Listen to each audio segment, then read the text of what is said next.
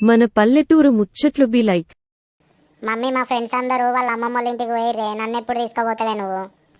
రేపు మనం కూడా పోతున్నాం రా అమ్మమ్మ వాళ్ళ ఇంటికి, కానీ నువ్వు మంచిగా ఆడుకోవాలి, అక్కడ అల్లరి వేయద్దు.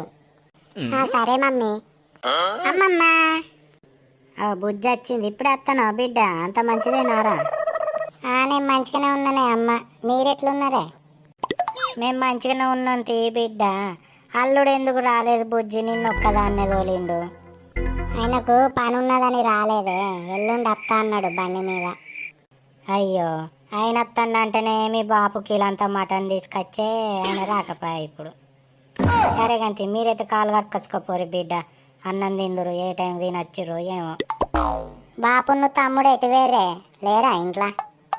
ఇప్పుడే వడ్ల కడిగి పోయొత్తాను పోయిండు బిడ్డ మీ బాపు. ఇక మీ తమ్ముడు గాడు వాడు పొద్దుగాల తిని పెండనంటే ఇది వారకు జాడకు లేడు.